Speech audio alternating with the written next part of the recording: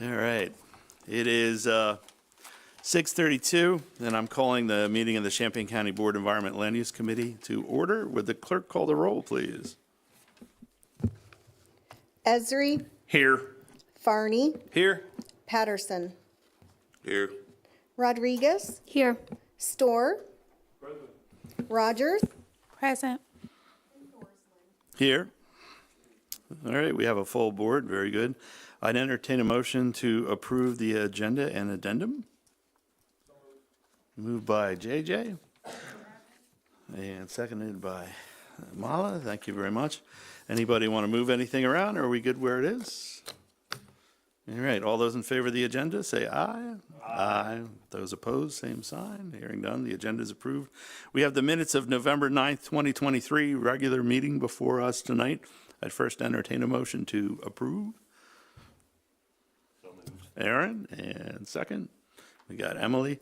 Are there any changes, corrections, or modifications that anyone noticed? I know we all read them. Oh, I always count on you, Chris. So, okay.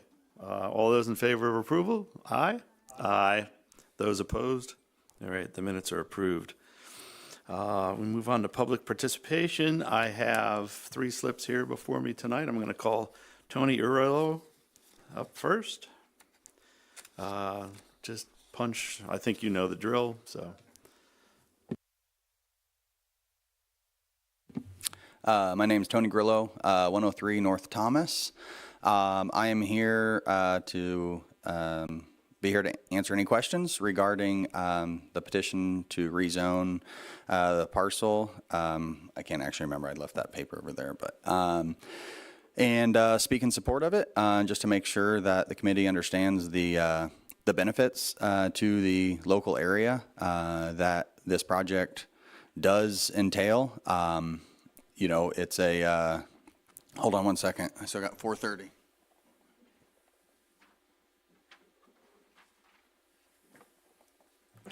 I came prepared and jotted notes down so I didn't forget anything. So,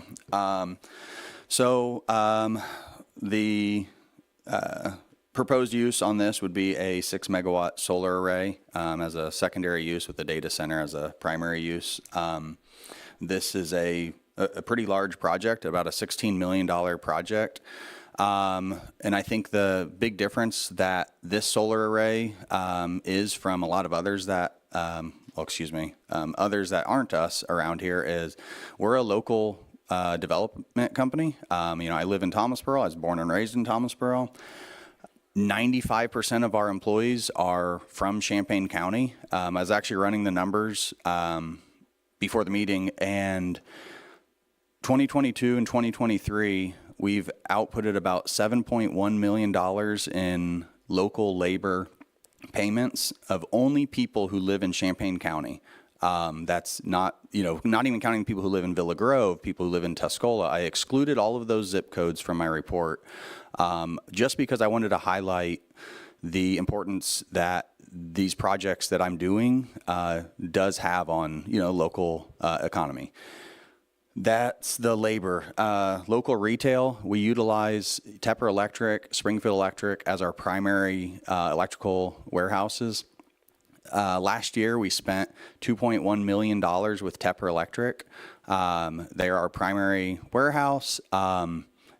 These numbers are just mind-numbing when you start adding them up. The jobs we're creating or the hours we're providing for employees, of direct employees or indirect employees. Additionally, we outputted about $1.2 million to other local contractors, whether that's electrical contractors, truck drivers, the dirt work companies.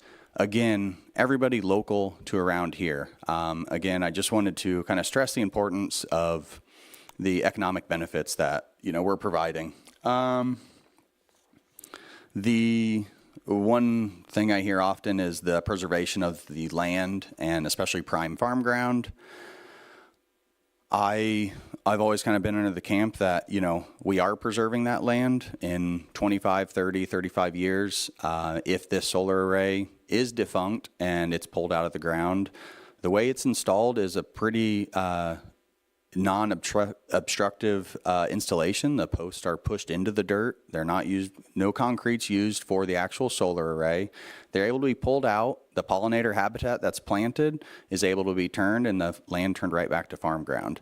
And as you guys may know, this ground, while it's a solar array, will be pollinator habitat, which we all know is lacking in the nation, and it's used. So while this land isn't necessarily in production for farming, corn and soybeans, it is being in production for energy, for pollinators. It's, you know, there is benefits other than corn and soybeans that this land is providing. So I think that's it. I'll be here for questions when the agenda item arises. Okay, thank you. Next I have Norm Davis. Good to see you, Norm. I'm Norm Davis. I'm the supervisor for Champaign Township, and I originally sent you all an email concerning the sound of roosters at 2306 South Mattis. That after looking at some of the stuff that you have received, especially the Philip Carper letter that you will be discussing in your next order of business, where my original thought is that we should not have roosters, which are an annoyance at the very least, at 3 o'clock in the morning crowing in a residential section, especially within the home rule area of Champaign, because Champaign Township butts right up against it. And in some places, you need to have a color-coded map to see whether you're in the township or in the city. But with that in mind, with Mr. Carper's thought here, he lives in Seymour, which is unincorporated. I would like to think that you could perhaps amend the nuisance codes to include not only residential sections near the home rule areas, but also those areas that are zoned as residential areas. That would cover a lot more and help people like Mr. Carper keep from having to be awakened at 3 o'clock in the morning when a rooster crows. I am not opposed to chickens in any way, shape, or form, or other fowl, but the idea of roosters, unless you want to have chickens, you know, baby chicks, they are unnecessary for egg production or for chickens to eat. They are primarily there just to fertilize the eggs that chickens will produce. And quite honestly, if you need chickens in this area, you can get them cheap enough over at Rural King. So that is my comments, and I will be also available if you would like to ask me questions at the appropriate time. Thank you. Thank you, Mr. Davis. I now call Anthony Donato.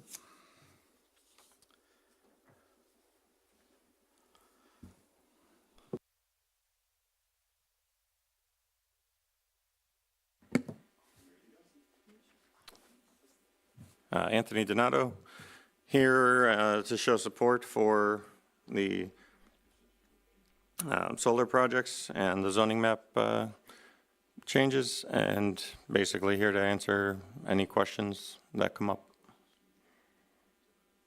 All right, anything you want to add while you have the floor? That's all for now. All right, stick around. We'll probably have questions later. If you want to punch that off, that would be great. Thank you very much. That concludes everyone I have a slip for, and everyone in the room as well. So I think it's safe to close public participation at this point. Are there any communications from members of the board besides welcoming JJ, Mr. Farney, to his first ELOC meeting? He's stepped in where Jim Goss used to be. Thank you for being here. We'll keep it interesting. So anything else from anyone else? Mr. Storr disappoints me again. So, well, not again. It's rare, Chris, that you don't have something. So, let's do better next time. Thank you, sir. All right, moving along to new business. These are items for information only. And this is an email from Philip Carper of Seymour regarding the nuisance roosters. You got that, I think, in the packet. And I don't know if anyone wants to elaborate on that. I think everyone understood it fairly well. We got a new one that was added tonight. This is from a Mary Mrozak, who's also in Seymour, also about the roosters. And John maybe wants to just a little bit elaborate on the notice of noncompliance with Illinois noxious weed law, and I think we've seen these before.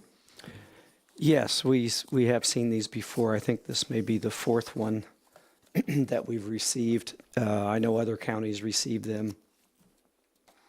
The Illinois noxious weed law establishes, in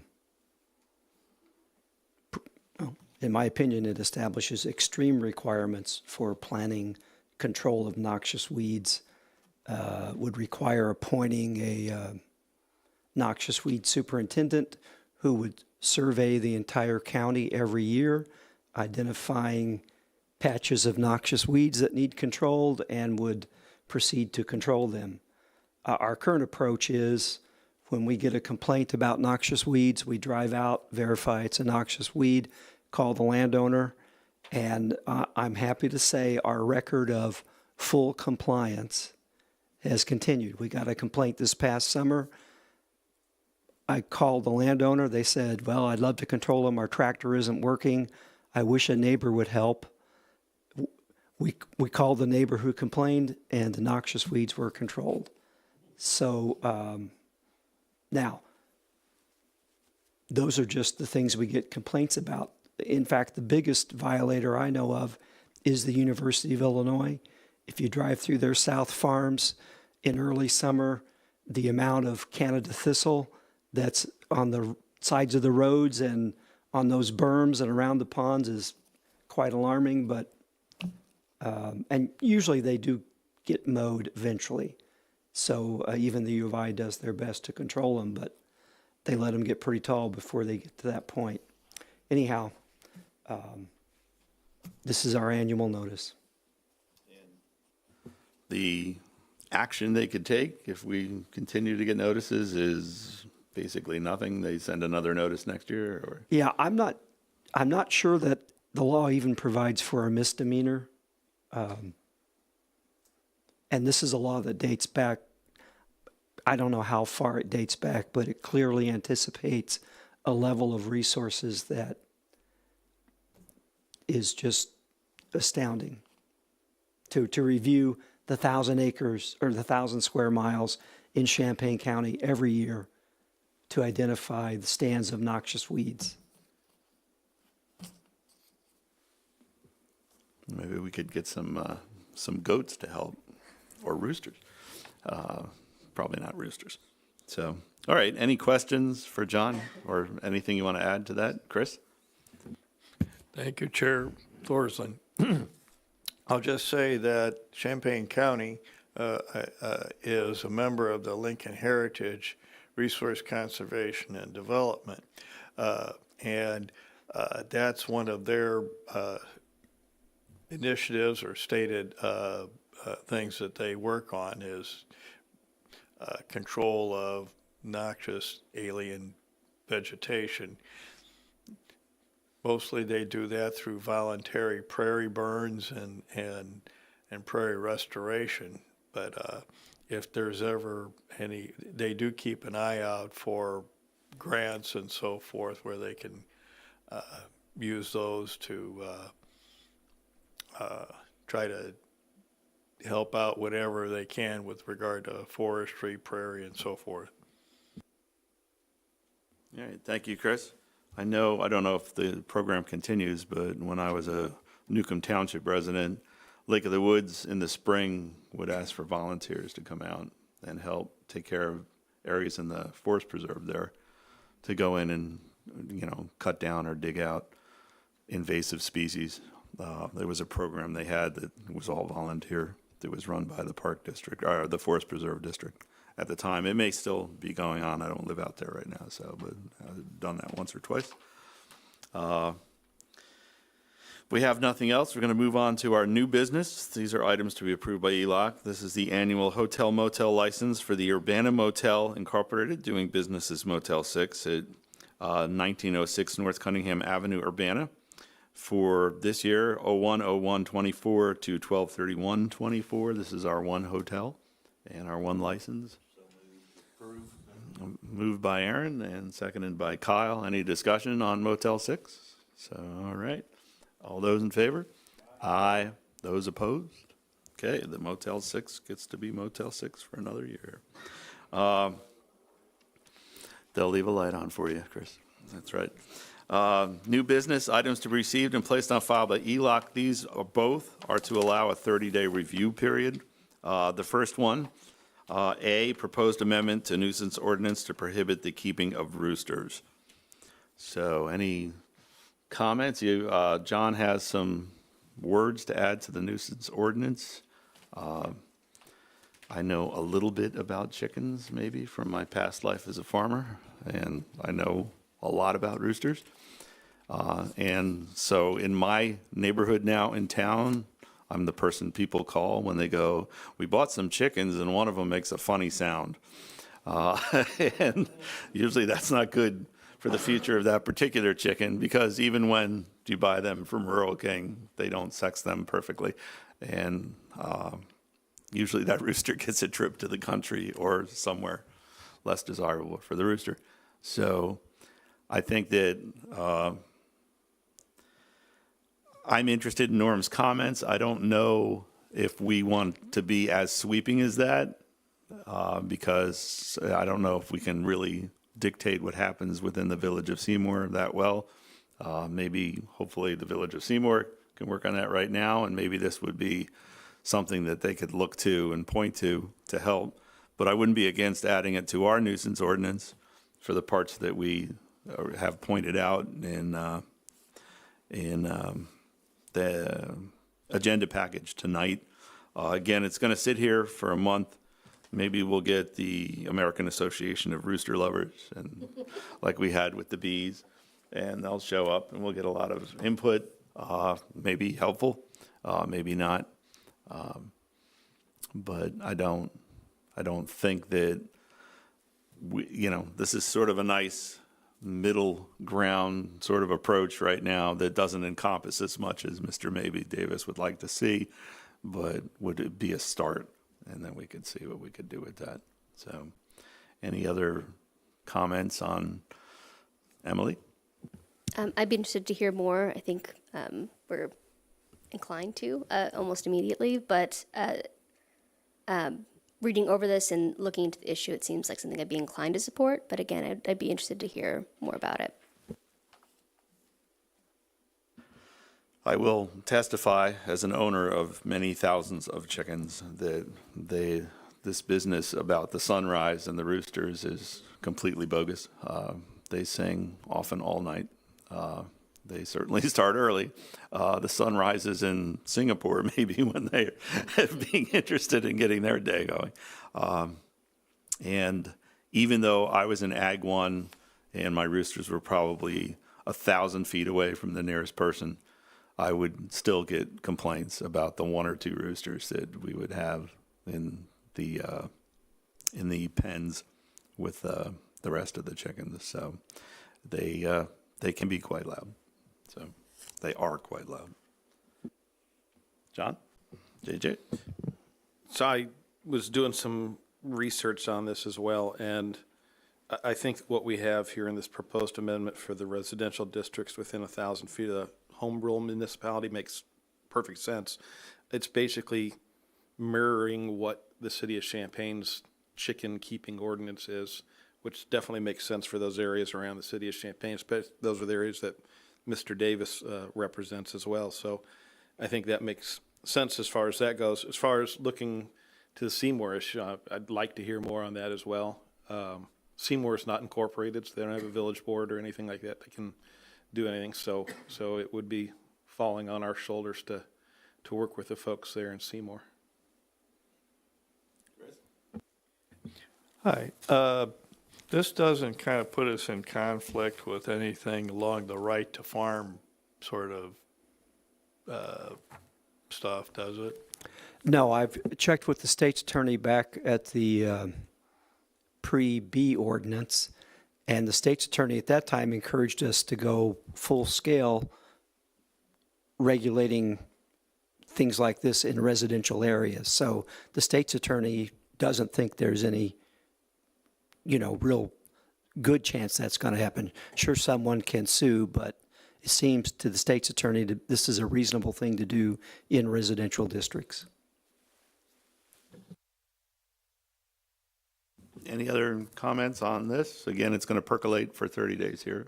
John? I would just point out that, again, an amendment to the nuisance ordinance doesn't get advertised. It just has to be announced at ELUC at one meeting before it's adopted at the next. So right now, the only thing you could adopt at the next ELUC meeting would be the proposed amendment to prohibit keeping of roosters within 1,000 feet of a home rule municipality. And so the committee would have to direct me tonight to amend that if you want to expand it to all residential districts so that it would deal with the issues in Seymour and the issues that we've had in the past in Dewey. Dewey, again, is an unincorporated, it's not an well, Dewey may be incorporated, but they use our nuisance ordinance. So at whatever point the committee decides about that, the final version has to sit here at ELUC for a month. So if we were to modify something tonight, that would kick another month on it, right? So it would be 2 months here, because basically it wouldn't be what we deliberated tonight. So we've got a chance now, if you want to make some changes to make it more expansive than what we have. And I think, again, just offering advice, if I came back next month with an expanded version, it doesn't mean the committee would have to adopt it. You could always scale it back because everyone would have had a month to comment on that. Well, bring it back next month, yeah, it would have to sit here Sit another for month. another 30, yeah. so But they again, don't- you're not obligated to do that. Once we get the expanded version out, you can always scale it back. Yeah. Mr. Farney? All I was thinking is, it seems like we're pretty well in agreement on this one part of it, which would be part of an expanded one. Why don't we get this going for the 30 days so we can help Mr. Davis in Champaign Township at least? And then if we need to take longer to deal with other residential areas, we can deal with that as time goes on. But let's get this one moving along since it seems to be a pretty good idea. Okay. I think that's your direction, unless there's something else from the rest of us.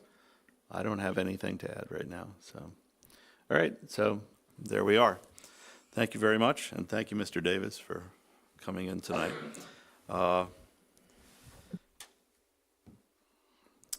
B, authorized for public hearing on a proposed zoning ordinance text amendment to add requirements for battery energy storage systems, or BESS. This is a really thick part of the packet. I hope everybody read it, and we have a month to read it some more. I did a lot of reading about this before this, and have some personal experience with people in other countries with it. And John has done a lot of research on it. I think what John and staff put together here is pretty good. You used a couple of different places as models, if I understand, and a lot of good information is out there on it. There are, if you Google battery energy storage systems, you'll get some horror stories of things. Turns out that the incidents at oil refineries and things far exceed what happens in these, but these get some spectacular coverage when they do happen. And then everybody knows about hoverboards and how they light up in your den and burn the Christmas tree to the ground and all that. I wanted to find out more about that because I'm an e-bike person, And John asked me a good question a while ago, do I charge it in my garage or do I bring the battery in the house?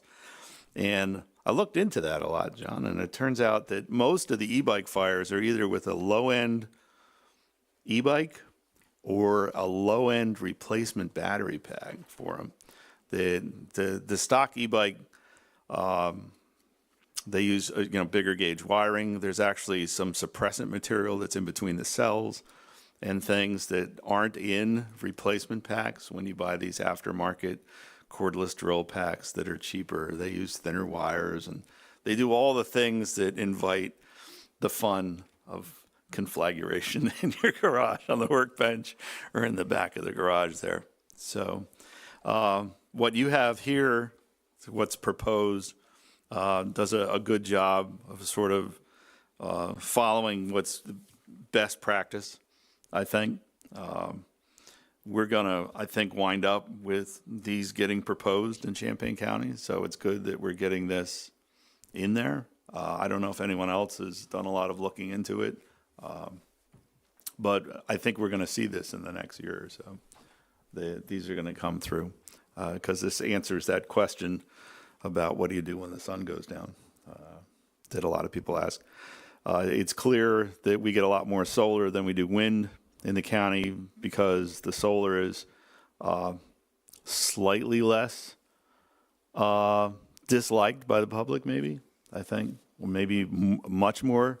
Wind, as soon as you talk about a wind tower, you get a full room. And, the wind blows all the time, but the solar doesn't. So I think that this technology is going to be something that becomes very popular in the near future. So did anyone take a chance to read it nice and thoroughly and have any questions for John? Please do during the 30 days. Worst case, we give John some new direction in 30 days and we got to cook it again for another, would be 2 meetings then after that, or at least 1. But it looked very reasonable, and I think that we would have no problem getting these approved and making sure people have an assurance of safety when they are approved here in the county. So, sir? We did make this the most restrictive BES ordinance in the state in terms of separations, and we packed as many safety considerations in it as we could find justification for. We've held off on doing this as long as we can because we just didn't even want to deal with the safety issues, but we do have a couple coming up, and I don't think we actually have a standalone battery storage system proposed yet. We've had a company that's been talking to us for a couple of years, but it's never developed into anything. So if you do your own research and you find something even more restrictive, I'd like to know about it because I don't want to see the county board roll dice on battery energy storage systems. I'd like to have it be as safe as we can make it. Yeah, and I think what you have here is like you said, it leans very conservative. I think that, a question, if a company came in and they had an X amount of footprint and they maybe wanted to be a little closer, would they be allowed a waiver for some placement in this, the way the ordinance is worded? Yeah, all these requirements can be waived with proper, justification. Yeah, and with the technology changes in this that are happening so fast, I think, we'll get this on the books, and we may find out that we're very, very restrictive, and unnecessarily so. 5 years down the road from now, either in LI technology changes or the chemistry of the batteries themselves change, and we get ones that aren't nearly as heat generating as lithium ion is. So, any other questions for John? Anything, Chris? John, are other counties taking up this particular topic? Definitely. So I actually don't know a county that hasn't already adopted some version of this, but I wouldn't say that they've all done their homework adequately. And they've been on the books for a while, actually. We are late comers to this. Yeah, if you do some reading, you'll see that there's actually probably 10 years of statistics now about things like fire and best practice for suppression and spacing and things. They're fairly low. They're actually pretty low in incident overall per 1,000 megawatt or something of how often they have problems. But when they do, they make the news, and they're sometimes difficult to put out because you can suppress the fire, but the heat generation continues. Notably, there was a ship offshore, I forget where, just this last week, that took 3 days for them to get the fire out. They were transporting at a high density lithium-ion batteries in a cargo ship, and they had a fire, and then it's suppressed in a situation like that, where they seal out the air, and there's a CO2 system that goes in, and it stops the fire, but it doesn't stop the heat. It takes some time to stop the heat, and they don't like to, in this ship reason, they don't like to flood it, because then chemistry gets into the ocean, and they don't want to breach the hull or do anything like that. But it does happen. It doesn't seem to be the expected norm, but when it does happen, you have to have some way to control it, and this is in the ordinance. Access and things are in there, and spacing is the easiest way to stop it from becoming a bigger problem. So, and spacing here, I think we have plenty of. So, all right, so we'll let that sit for 30 days, and we'll talk about it next week. Please read, and read a lot. And certainly at least read what staff has done here. So moving on to item 10, zoning case 109 AM 23, a request by Anthony Donato doing business as Donato Solar, Bonneville LLC, to amend the zoning map to change the zoning district designation from the Ag 1 agricultural zoning district to the Ag 2 agricultural zoning district in order to allow a data center as a special use and related zoning case 110 S23, and a PV solar array as a second principal use as a proposed county board special use permit in related case 111 S23 on a 77.5 acre tract in the east half of the southwest quarter of Section 12, Township 19, North Range 7, east of the third principal meridian in Scott Township, and commonly known as a farm field bordering the north side of Illinois Route 10 and located 1/4 mile east of CR 500 East. So, John, you want to start us off with anything? I would just add that description omitted the fact that the solar array is actually only 17 acres. So the rezoning is for the 77 acres. The solar array is 17 acres. That's approximately in the middle.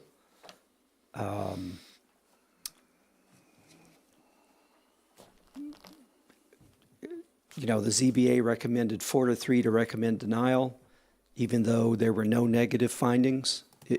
All of the review of the land resource management plan, this rezoning checked all the boxes. It's actually abnormal to have Ag 1 right up to a municipal boundary. It's more common to have Ag 2 at that point. That's what this proposed rezoning is for Ag 2. So it's a very consistent rezoning with our land resource management plan and with history. The protest is, I think, based on the fact that the protest on the rezoning was the only leverage the village had to use against the proposed solar array and development of a data center.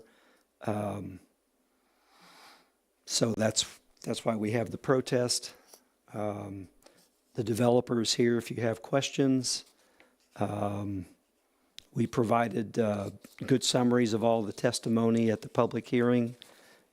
We had a lot of testimony against the proposal, but again, This is a proposal to rezone Ag 1 to Ag 2.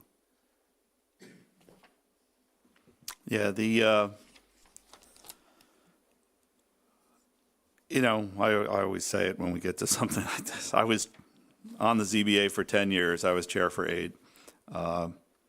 And back in my day, I hate to say that, but when we had all of the findings of fact in the affirmative, even if we weren't happy with it or we knew some other people weren't happy with it, we would approve it and it would move to the ELOC committee and then to the full board.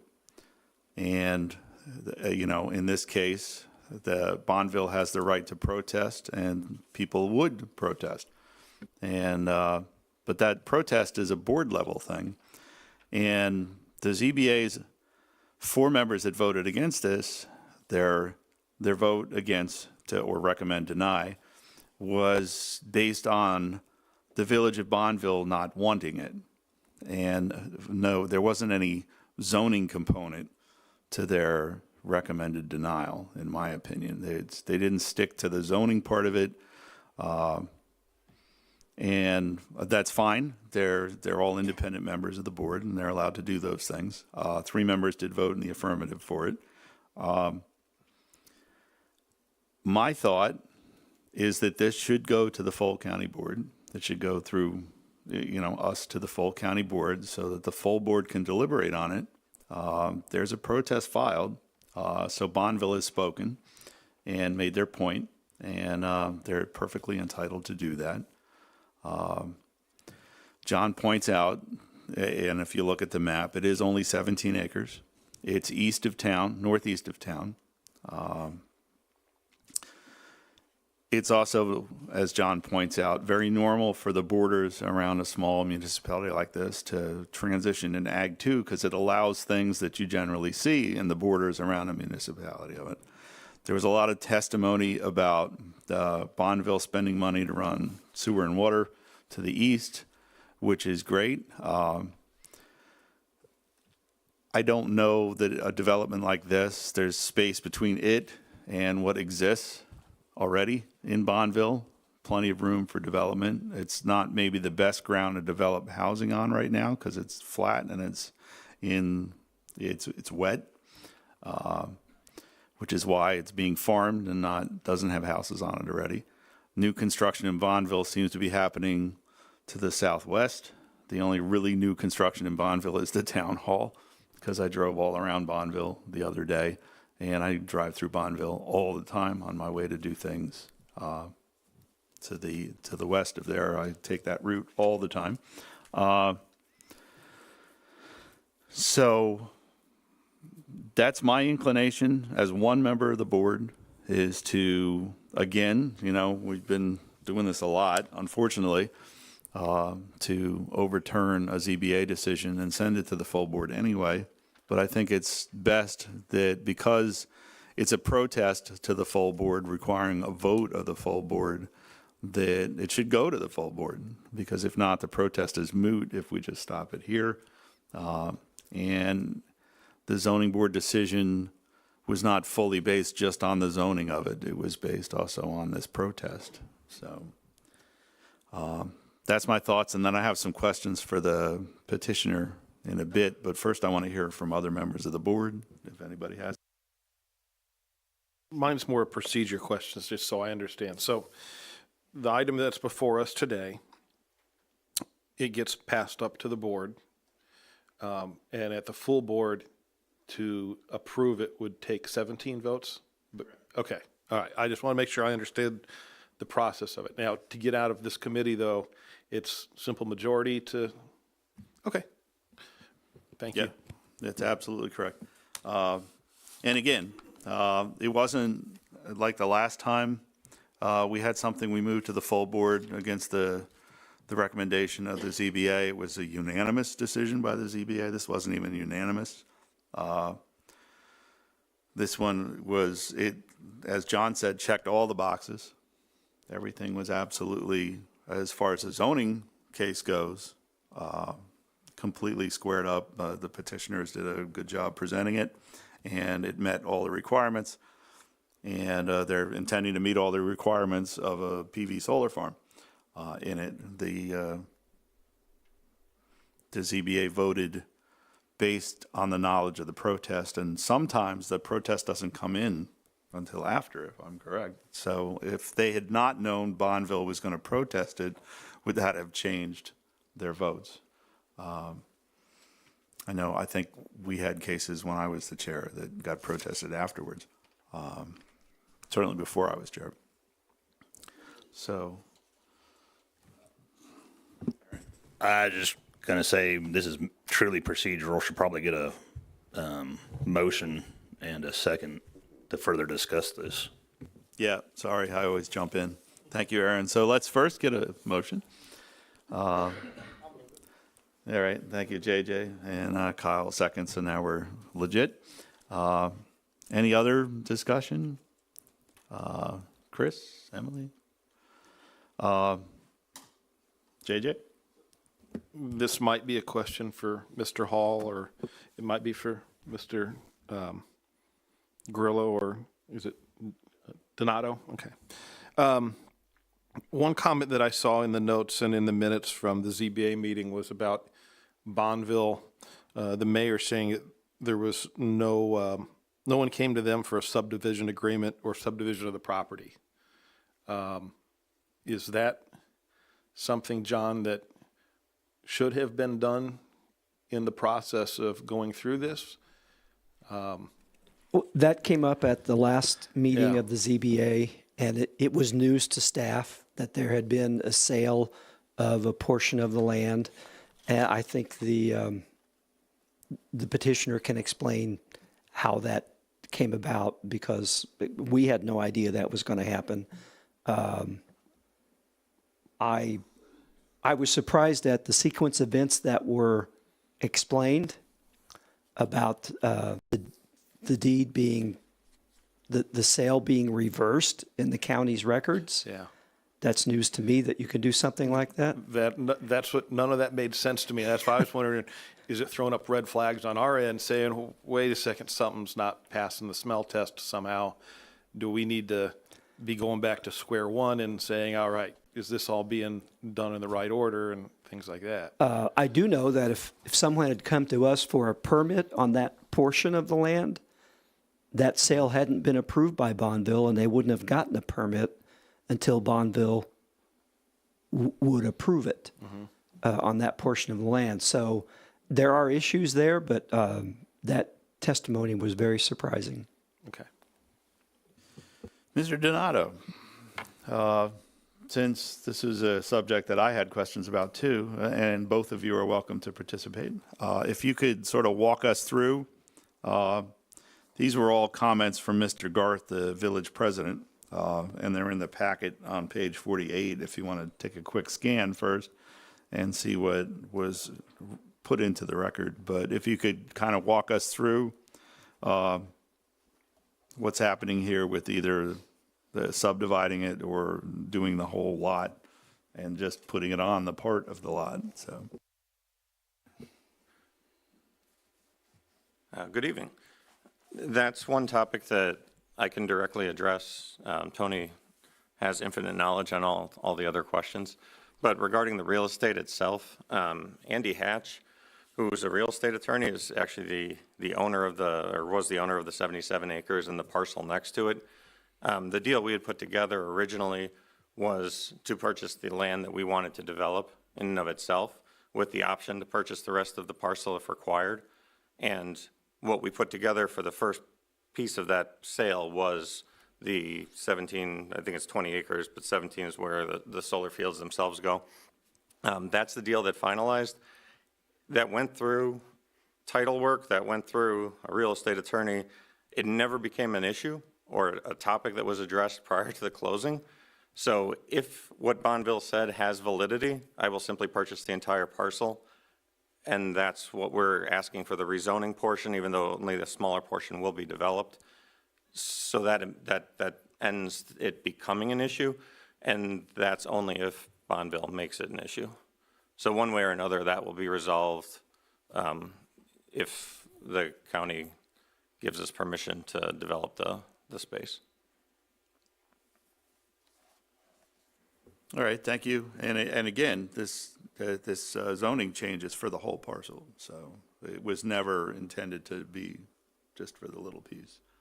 So I don't, thank you for offering to buy the whole thing. I guess that would make somebody very happy. So, John? And I guess one other comment I just want to make is on the protest from the Village of Bonneville, one of their trustees has the same last name as me. We are no relation. Yeah, thank you. I had one other statement. We worked with Bonneville literally for a year trying to get this to the finish line, and that was part of them annexing the 20 acres that were under contract. That's why we wrote the contract that way. So we had the option to buy it all or just the portion that was going to be developed. And after a year, no progress was made just going through their system. And so that's why we've had others in Champaign County. We've enjoyed working with you guys, so that's why we wanted to go this route. Okay, any other questions for either? Chris? Thank you, Chair Pat. Eric. Are there plans to expand the solar farm after this is, if this is successful? No, not at this time. We actually, part of the due diligence that we go through is with the utility Ameren, and we've essentially maxed out their capability to handle any more solar at that location. And so 6 megawatts is all they can handle without, I don't remember, $12 million worth of upgrades and like 7 years or something ludicrous. So no, it just becomes, it'll stay farmland for the rest of it. I think somebody mentioned how far off the array is from everything. It's about 1,000 foot in every direction to something. We have to have some trees along the west side of the parcel because we're like 990 feet to the nearest house. Otherwise, we centered it in that parcel so that we'd be as unobtrusive to everything around it and not cause any disturbance. So. Just a devil's advocate question. If you were looking at purchasing the whole parcel, would there be any big impact if the array moved to the north part of the parcel, closest to 72 there? There are impacts. Essentially, it's been studied by Ameren where it's at, and the further away from Route 10 it gets, things change on our end and on their end, particularly distances, voltage drops, things like that. So impossible? No, not at all. And assuming the rezoning happens, and maybe that's something we want to investigate before we look at the other cases, I'd happily research doing that. So. That's not a suggestion that it was something we would put as a condition on it. I think if you own the whole piece, then it's your piece of land. Oh, well, Mr. Donato's piece of land. But, maybe that would be a way. I am interested to hear that you worked with Bonneville for a year or so, because when you listen to the testimony from Bonneville, it's not reflected well in the testimony from them that you were trying to do your due diligence. I am familiar with you working with other municipalities and in your other projects, and you've always done a good job of getting everyone around on board ahead of time. So I'm surprised that that didn't work this time. Then I think, is there a way to know, is this in floodplain? Would we know that? There is a floodplain. Most of it is in a floodplain. It's a Okay. very shallow floodplain, like is not uncommon in the county. Right. So it's not the perfect land. It maybe isn't the best land for septic, but there is a sewer line, which is probably why there is a sewer line out there now. I enjoyed your testimony, Tony, about this the argument about preserving best prime farmland. Some of our very best prime farmland is underneath Marketplace Mall in North Prospect, and that's covered in probably the crappiest parking lot paving job that Atkins could ever do, and Town Center Boulevard, which is a suspension test for everybody's car, because, just get it done and get it quick and let's move on so we can have a bunch of closed restaurants ringing it. So, I think that a solar farm actually does good to the soil, and 17 acres out of the 1,000 square miles of Champaign County doesn't take a lot out of production. It is, in my mind, still farming in some way, or farming energy. I think the overall impact of all the solar, if we ganged it all up in the whole state and stuck it in Champaign County, it still wouldn't have an impact on the actual row crop agriculture that we have. And the pollinators are just a plus. They're a plus for the solar farm operator because you don't have to mow them like crazy, because I think the first solar farm, they found out that the grass grows 10 feet high. When you disturb Illinois soil, there's something like 1,000 weed seeds per square inch or something in the dirt here. I know this as a farmer because as soon as you touched anything, you were at war now. So the pollinators are great. So I would like to see this move to the full board. We have a motion on the floor, I think, to discuss it now. Maybe if we could get a motion to move this to the full board, that would be great. Yeah, Aaron's done that. So no, I'm not. That was the motion to approve this that John made. Yeah. Okay. But you need to have that motion before discussion technically can occur. Yeah. I do have the comments to make, though. Okay. I'm going to be a no vote tonight. And the reason is Bonneville doesn't want it. To be consistent, Homer didn't want the solar farm on the north side of Homer. I voted against it. I have really and truly no issue with your type of development. But Bonneville, granted, they don't have true control of that area, but yet they do have protest rights. And them exercising those protest rights tells me that they don't want it. And being from the more rural, or truly the rural where I live, but the rural unincorporated area and representing more of the areas outside of Champaign, Urbana, and has a bunch more of the smaller towns, I'm going to side with Bonneville on this. Again, the actual placement, from my standpoint, personal standpoint, isn't an issue. The actual development of the solar array with the data center isn't an issue. It's the issue that Bonneville does not want it. And I think that may be shown somewhat in the idea that you worked with them for a year and you didn't get anywhere. But that's my reasoning. Yeah, that's where I guess I'm going to leave it at this point in time. I mean, Bonneville says no thanks, and I'm going to side with Bonneville on this and their residents that live in Bonneville and their village board. If I may, Bonneville protested this with the county.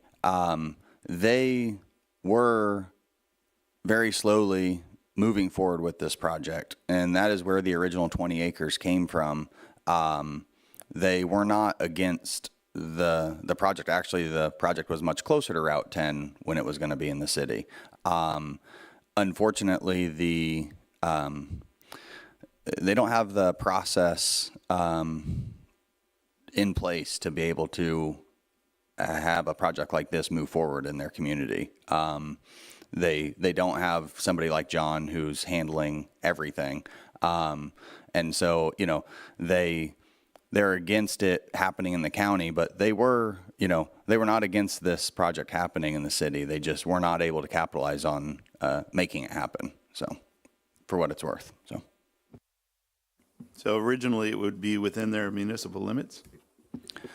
Originally, we tried to work with Bonneville to annex the original 20 acres.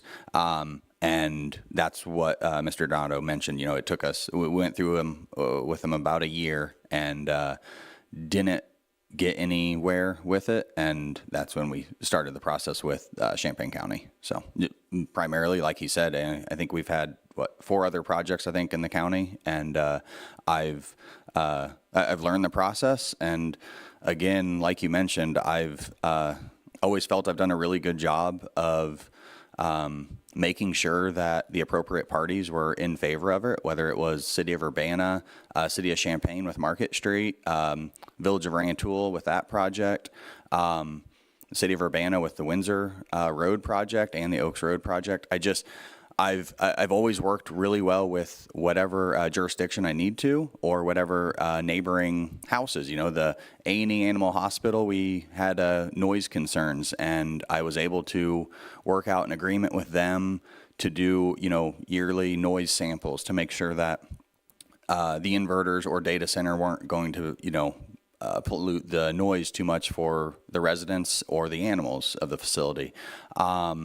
There's just, I've always felt like I've always gone out of my way to make things work, and to make sure, like you mentioned, you know, all parties were happy, and you know, the process went smooth. So, Anecdotally, I think some members of the board know how I feel about the ETJ. I had a farm, 40 acres, north of Mahomet, and the Thornwood subdivision put me in the ETJ, and I became encumbered by rules if I wanted to subdivide or do other things to a municipality that I wasn't allowed to use the library, couldn't vote for the mayor, couldn't vote for anyone on the village board, but I had to spend extra money if I wanted to do something different, because somebody decided to put a subdivision down 47 from me. And I'd often argue that if they wanted control over what I did on my farm, then they can annex me, and then I can get sewer and water and cops, which would have saved me a lot of money on a septic system I had to put in. But of course, they're not going to do that. So I understand Bonneville and what they're trying to do. I think they're really trying to develop to the east or to in any direction, with maybe not a lot of success recently. They have every right to protest at the county board level, and they have. But I also understand, as you know, potentially the owner of the whole parcel that's not in the village of Bonneville, that you should also, within reasonable limits, be able to do something on your property that you have the right to do if it was zoned properly. And it is maybe odd that it's not zoned properly there, and that kind of gives you an idea of how Bonneville has not really expanded in a long time, that it's still Ag 1 right up against the municipality, because if Bonneville was working towards being bigger than they are, then this probably would have been rezoned a long time ago, because that's how it tends to go. So I understand, Aaron, and you're consistent, and I appreciate that. Another quick question for John. On the issue of Ag 1 versus Ag 2 and being up against villages and cities. Just Mahomet growing like crazy, you know, in places, and other villages when they grow. The Ag 1 ground that they grow into isn't automatically rezoned until somebody asks for it to be rezoned. So I guess the question could be maybe why this wasn't rezoned when zoning came, or why it was zoned this way when zoning came into the county originally, because I assume it's been probably Ag 1 ever since it was in the county, or zoned initially.